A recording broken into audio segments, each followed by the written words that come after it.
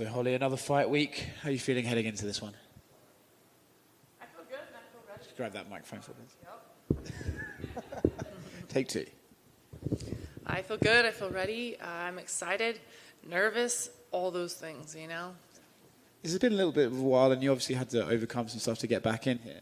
So you mentioned the nerves, but when you've had to go through a journey and get past the kidney stuff and everything, does it just feel refreshing to be like, okay, finally I actually just get to fight?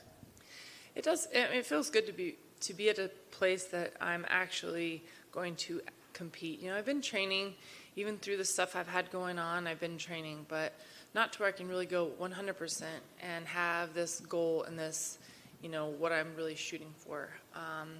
You know, my last fight, it was last week. It was the last hard week of training that I got injured before the fight. So I did a whole training camp and wasn't able to perform. My kidney was already in a training camp and then had to pull out, and I wasn't able to get in there. So it feels good to be able to get in there. It also comes with all the nerves that come with it, which also makes me know it's real. I feel it. I'm living life. I care if I win. That's another thing. I think a lot of times those nerves just remind me that I care. It's an interesting one, right? Because the division is in kind of a different place than the last time you fought. You know, got a new champion. Obviously, they're going to rematch. But Juliana, if she remains champion, it seems like that's a logical matchup should you win on Saturday. So does that sort of put an extra thing on this fight? Or is it just, I have to win regardless, it doesn't matter the bigger picture? Yeah, I have to win regardless because I hate to lose anyway. I just hate to lose, period, no matter what's on the line. Whether I'm in practice training, I want to win the rounds when I'm in training. If I'm in front of 2 people, if I'm in front of 2 million, if I'm in front of the whole world, I want to win. I hate to lose. And so that's number one. I want to get in there and I want to win Saturday. But also, as far as a career, if you don't win, your next steps and your next options are never as many as you want, or they're more limited, and you take a step back, not a step forward. So yes, in the long run, I need this win so that I can keep progressing forward because I want to get to the belt. How have you managed to stay so motivated, right? You're still at the very top of the division. You're potentially about to fight for a title should you win on Saturday. How have you managed to keep at that level, would you say?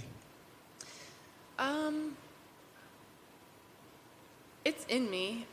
I think it's just I'm passionate about the sport, and I think that you're either born with that or you're not.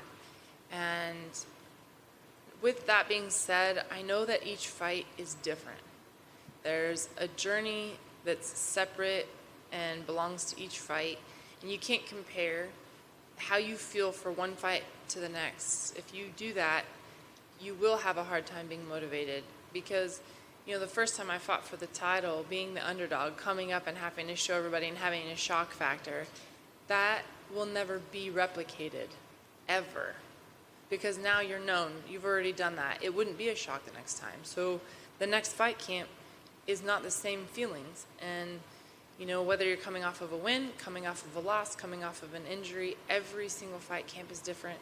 Every journey is different. And I've learned that whatever is in this camp and in this journey for this fight, I want to embrace and just make the most of it. For a very long time, you said boxing was in the rearview mirror, but then I heard your comments recently that the Katie Taylor, Amanda Serrano fight kind of interested you again. Is that something you are still looking at? I know Eddie Hearn said that there have been some sort of talks with you guys and stuff, but is that something you have your eye on, or are you just thinking like, oh, if it happens, it happens? You know, I think that it's good in life to dream, right? And you think about things that intrigue you and things that you look forward to and things that could possibly be exciting. But that I'm not getting so focused on that I'm not focused on what I'm doing. I really am so MMA motivated right now. But when I do think about it, you know, sometimes, so I really was over boxing because nothing was really like sparking my passion. And I think passion has to be there or else you're not going to do well in this sport. Any kind of fighting sport, your passion needs to be in place. But this fight is also, it would intrigue me for the fact that it's at a whole different weight class. I fought at 140, 147, 154. I've never fought at 135 in boxing. That's mostly been my MMA career. So it's like, am I supposed to go back and fight for a fourth weight and get a title at a fourth weight division? And sometimes that, and not only that, but against the best in the world. it wouldn't be going to do it because it's like, oh, it makes sense and you're going to make some money and, you know, the internet's going to talk about it. Not like that, but like to be able to show that I can go back and compete at the highest level and still get about like, so does that intrigue me? Yes. So that like kind of sparks some of that passion that hasn't been there. But that's not what my goal is right now. You know, my goal is still MMA, and I still have my contracts in place and my fights in place, and I want to win here regardless. I mean, I don't know if you care to share, but is there still like a few fights left in the contract before that talk can even begin, or how are we looking? I think I've got a couple. I wouldn't know if it's 2 or 3, but there's a couple. And, you know, I've loved fighting for the UFC, so I'm not trying to, you know, ooh, I want to get out and do this or do that. But I definitely think that I'm in a unique position. A lot of people have tried the, you know, crossing over and haven't really been able to do it successfully. I was able to do it successfully coming one way, and then to be able to even go back kind of as like a, call it the competitive spirit in me. I don't want to say it's my ego, but maybe it is a little bit my ego or a lot my ego. That I want to be the one that's like, yeah, I can go back and forth and still be able to do it. So sometimes that is what drives my passion, is like doing something that hasn't been done before. Last one for me. Would it have to be Katie? Would that be the one that makes sense? That would be the one that makes sense. I wouldn't do it just to go participate, just to, like I said, for some kind of talk of another way. It's like, no, I would go to fight the best. And for the otherwise, it wouldn't make sense to me. It wouldn't drive me. I need to be driven to do something. I need to feel it, so then I know I will be all in. And so, yeah, that's I wouldn't just go back just to like, oh, I'm going to do this just for the fans or for media or for, you know, like I wouldn't do that.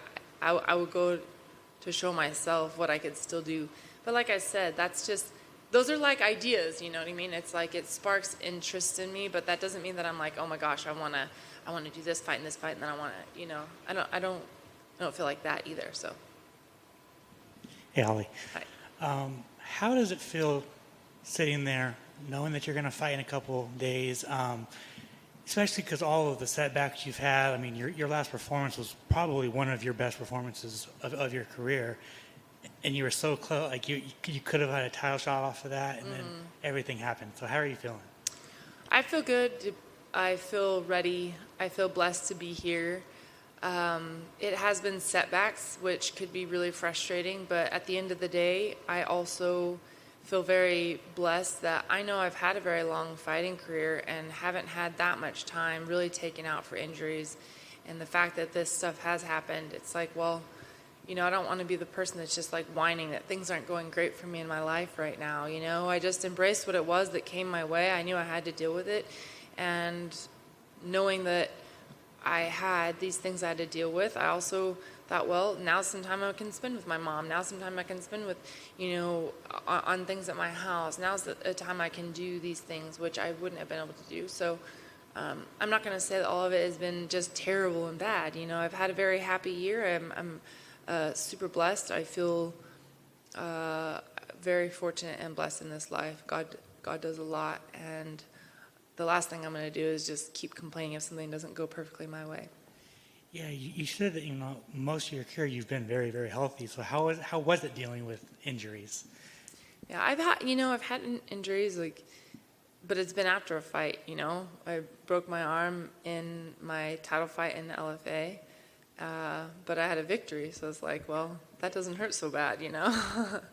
I've had a shattered thumb. I've had a herniated disc in my neck. It's not that I haven't had things before, but it's never been like something that, you know, really has set me back for too long. And I have had some injuries in MMA that have it postponed a little, but this has definitely been the longest time off. But and maybe it let other things in my body give time to heal. You haven't fought since your teammate Clarissa Shields fought twice. I just wanted your thoughts on her two performances. Yeah, I think for the amount of time that she's put into it, for what she did, she learns fast. I know her last fight she was taken down quite a bit and controlled, but for the amount of time that she's put into MMA, she's a fast learner, and she's confident, and which is you need to have. So she has a lot of things that are positive in that aspect going for her. It definitely takes time, and I remember when I started doing MMA, I was talking to Greg Jackson. I was like, talking about some details, and the details are there. And then at the end of the day, it's like, and at the end of the day, it's just mat time. Like, just get out there and do it and it's true. The more time I spent on the mat, the more I felt comfortable with things, the more I felt things, the more I evolved. And so that it just takes time. How, when you came over from boxing, how long did it take you to be confident in your takedown defense? I think it just depended on the actual opponent. Some opponents like, oh, their takedown's not that tough, I'm strong. And then other ones I'm like, ooh, I gotta watch out for that. So I think it's just, and that, that I still feel is today, There's some fighters out there that no matter how good you are at your takedown defense, they can still get underneath you. And vice versa. Sometimes some people can be really good at it and you can shut them down, That's why MMA is so fun to watch. It's very unpredictable. Two last ones for me. I want your thoughts on the Amanda and Juliana fight. You guys do 269. Just kind of your thoughts on that fight. I think anything can happen with that fight. I think anytime anybody gets a little bit of that, how they prove to themselves, like a lot of people say, I want to prove to the world I can do this and that. It's also to yourself. You work hard and you do something positive. That gives you strength to go forward. And so I think the fight could go the same way, and it could go the other way. It could go with Nunes coming back and saying, I'm not letting that happen again. I wasn't on my game that night. I didn't perform everything I needed to do. So we'll see what happens going forward. I'm excited to watch it. And I honestly think that the fight can go either way.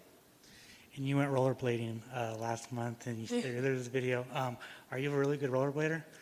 I can't say I'm like really good, but I'm comfortable on them. So I actually used to rollerblade when I was little, and we didn't have like a ton of play. Like we did have a full-size basketball court outdoor in front of our house because it was owned by the church. And my dad was the preacher, so we could just go around and around on that all we wanted, or go up and down the road, but nothing too crazy. I didn't really get fancy on doing tricks. I wish I would have, because now I'm like, man, I could have had some skill.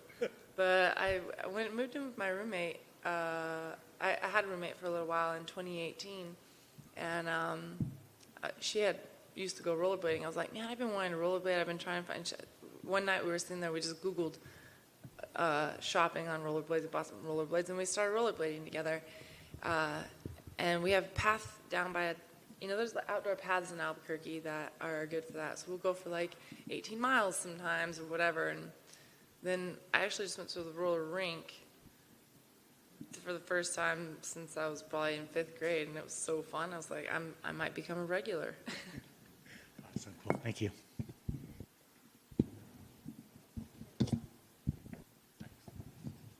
Hey, Holly. I'm a BWAA member and a Hall of Fame voter, and we recently voted to induct you into the Boxing Hall of Fame on June 13th. So I was just wondering what your initial thoughts and feelings were when you found out you'd be enshrined permanently next to Muhammad Ali, Sugar Ray Robinson, and Mike Tyson. Yeah, that to me is still pretty unreal. And in boxing, I always thought it was really cool. Like, man, the best of the best is in the Hall of Fame. That would be so cool. I wonder if that, like, there's not even any females in there. That's probably something I could never get, but that would be so cool. It's not something that I was like, that I would let define my career, but it was definitely something I thought would just be almost unobtainable, because when I was in boxing, there were no females in it. And so now to be recognized on that, at that level, it's not just like a state Hall of Fame or a female recognition, which I'm thankful and humbled by any recognition I get from anything I do in my career. But this isn't just statewide. It's not just for the females. This is worldwide, male and female, best fighters of the world. And there's really no way to explain how much of an honor that is for me. You mentioned about the females. You're only one of 6 athletes enshrined in the modern women's category, alongside Christy Martin, Layla Ali, and Anne Wolfe, the trailblazers. But you're in the modern part of that. How does that make you feel? It's kind of speechless. I'm honored to be there. Do I know that I worked hard, and am I proud of it? Yes. It's not that I don't feel like I shouldn't be there. Yeah. But I'm so humbled by it that it's kind of unreal. Do you remember what you were doing when you found out? I was actually at my dad's house. I'd actually just had surgery on my knee. I was hanging out with my dad and hanging out at the house, and I had a couple of messages I hadn't really been paying attention to. And there was a couple of voicemails that were like, hey, this is Ed with the Hall of Fame. Can you give me a call? And then I had like a couple of, hey, congratulations. And I was like, maybe I should call him back and see what this is all about. And so then found out, and I was kind of in shock a little bit. Did you celebrate with your dad? My dad and I's celebrations are always very because he's been there for my whole boxing career, you know. He always told me, you can do it. Man, that's great. Yeah. Well, why not? Yeah, you deserve that. He's just so and I was like, that was awesome. And then we went out and shot the BB gun, I think. It's like up at his property. We were up in the mountains. This is just a statement rather than a question, but for me, you've been an ambassador for all combat sports, and it's going to be an honor to see you inducted when we're all in Verona and Canastota. So congratulations on your well-earned success. Thank you. Thank you. I'll keep trying to keep giving some good shows. Are you going to plan to roller skate or skate down the Parade of Champions, or are you going to sit in one of the cars when they do the parade? Ooh, I don't know. That's all very good questions. Last one on the skating. You ever see the movie Xanadu back in the 80s? No. Olivia Newton-John, great skate movie. Yeah, Okay. I think you use it for motivation. Maybe I need to watch it. Okay. I think you'll dig it. Go watch that. You talk about nerves. You know, you've been to the highest of levels. You know, has nerves always been a part of the fight week, even going back into boxing? Always. And every fight, pretty much every fight night, I always look at my coaches and I'm like, this is my last one. I'm never doing this again. And they know I'm joking. I know I'm joking, but that's just me saying I hate the nerves. But at the end of the day, I've learned to embrace them too, because there's really not a lot of things in this life that make you feel like that. So I remind myself when I feel that, it's because I'm doing something big and that I'm living my life to the fullest, and that comes with great risk, you know. But I don't think I would honestly want to live any other way. Did your dad ever have any wise words for nerves? Yeah. I think one of the things he told me that really stuck with me, he's had a lot of things he's told me, but one of the times he just said, you belong there. That's just another woman. So sometimes I'm in the back and I'm super nervous and I'm getting ready to fight, and your opponent all of a sudden seems like they're the biggest, strongest, baddest person on the planet because you're getting ready to fight, and you're like, I belong here. This is just another woman. Not that it's that simple, but it's sometimes that does help me deal with it. Stop putting them so high that they're unobtainable. Stop putting them I'm here for a reason. I belong here. So yeah, he's told me that, hey, you belong there. So that's great. So looking across the cage in this fight, looking at Ketlen, break her down for me. I mean, is this just going to be a fight that it's going to come down to whose striking shows up better that night, or where is she dangerous, or is it a matter of standing, and then you think that you're confident that your striking will win the day, or if the fight does go to the ground, does she present some issues there? I think she presents issues anywhere. She throws with intent when she's on her feet, and she's very tough on the ground. She's got her clinch game. She's got her trips. She's very well-rounded, and so I think what makes this fight the hardest is it's very unpredictable. You know, she's going to come with whatever her game plan is. I just know I'm going to be ready for any of it. And I also have my game plan I'm going to impose on her. So it's definitely a very tough fight and very unpredictable. I think she's an unpredictable opponent for me, stylistically. So we'll see what happens. Well, I know we did bring up the fact that, you know, you've always came in with this reputation as being one of the most dangerous strikers, and she agrees with that. Is it nice to know that, you know, your opponent is giving you the I guess, the props for your striking and going into the fight? Yeah, one thing about that is that it doesn't really matter who you are. Any punch can end a fight. So I feel like coming from more of a stand-up background is like, say you're a wrestler or a jiu-jitsu person, like you're not going to accidentally or just like get a lucky submission, right? It's going to be because it's a calculated move. But anybody could actually land what they would call a lucky punch. I don't call them lucky punches because you train. But any punch can be the end of the fight. So I don't ever put too much on the fact that, like, oh, the stand-up. I just think, I need to be well-rounded. That's why I'm doing MMA in the first place, is to do all of it, all the martial arts, and I want to be ready for all of it. It's funny you talk about there's no lucky moves, there's no lucky strikes. It's all calculated, and immediately pops in my head, the most famous kick ever, when you knocked out Ronda. I guess it goes to that as well. That wasn't a lucky kick. That was calculation and the way that you led her into that moment. And so that carries on with all your striking and everything else. Absolutely. You train hours and hours and hours and hours. And there are things that can land kind of unpredictable and be a little bit of a shock.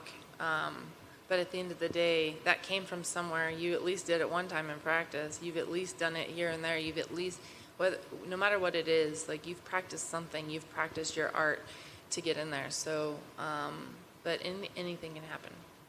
And just sort of wrapping up, as the world open up more, and is there the desire that the open workouts come back so we can start seeing more crowd dance routines and all that other sort of stuff? Because that always seemed like something that, even while maybe you were dealing with nerves of a fight week, you always seemed to be having fun giving back a little bit to the fans on fight week.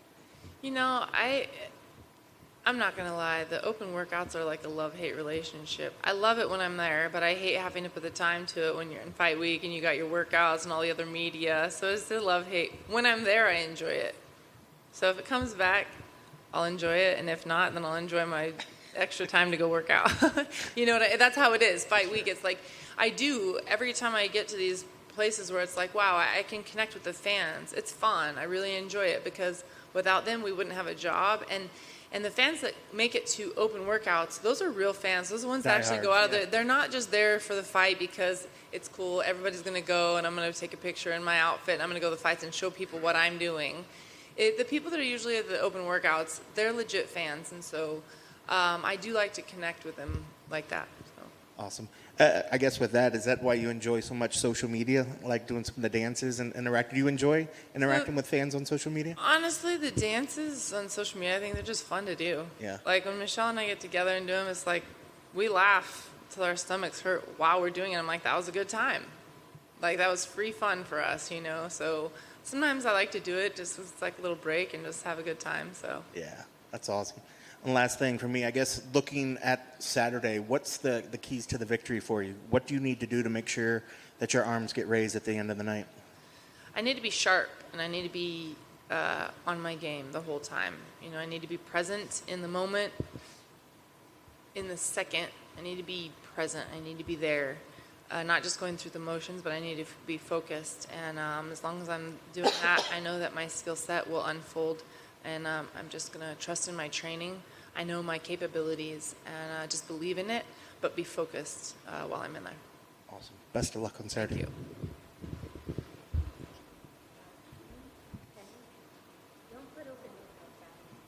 What's that? Don't put your open workouts back.